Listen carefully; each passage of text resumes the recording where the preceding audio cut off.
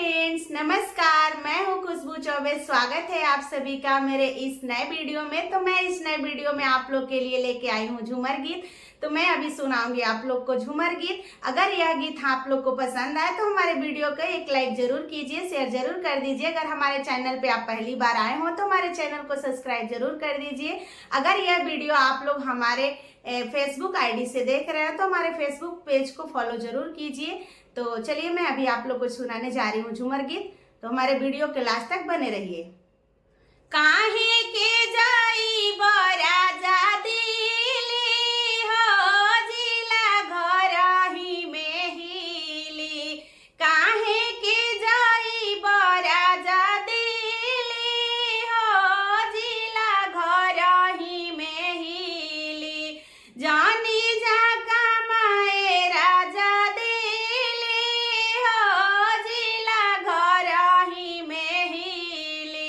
जावन जावन मंगबा तावन मिली हो जिला घर ही में हिली।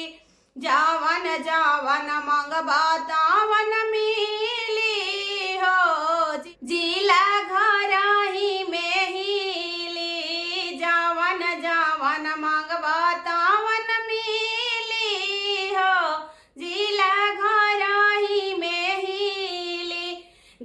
गाँव ही में सैया के दुकान खोलवाई। गाँव ही में सैया के दुकान खोलवाई। 12 व्यंजन अपना हाथ ही खियाई। 12 व्यंजन अपना हाथ ही खियाई।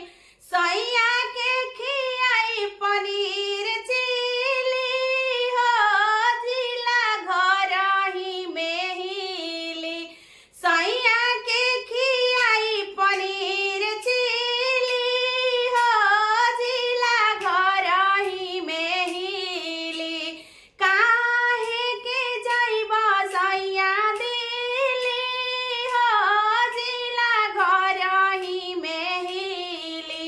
जानी जा कमाए राजा दिली हो जिला घर ही में हिली।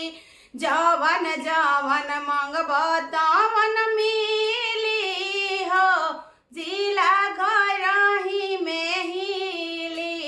जवन जवन मंगबा तवन मिली हो जिला घर ही में हिली। भसुर बोली है बोली चाहे गोतिन मरी है ताना। भसुर बोली है बोली चाहे गोतिन मरी है ताना। राजा जी त होई हने अपना जोरू के दीवाना।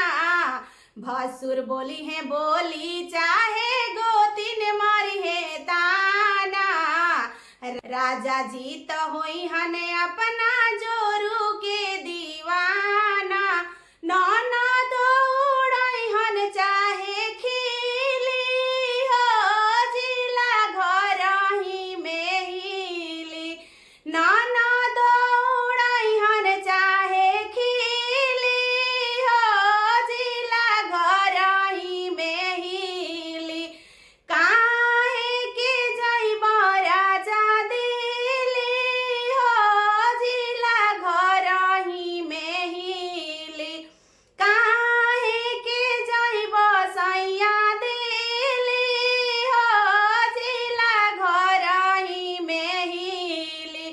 जावन जावन मंगबा तावन मिली हो जिला घर ही में हिली। जावन जावन मंगबा तावन मिली हो जिला घर ही में हिली। जानी जा कमाए राजा दिली हो जिला घर ही में हिली। जानी जा कमाए सैया दिली हो जिला घर ही में हिली। जवन जवन कह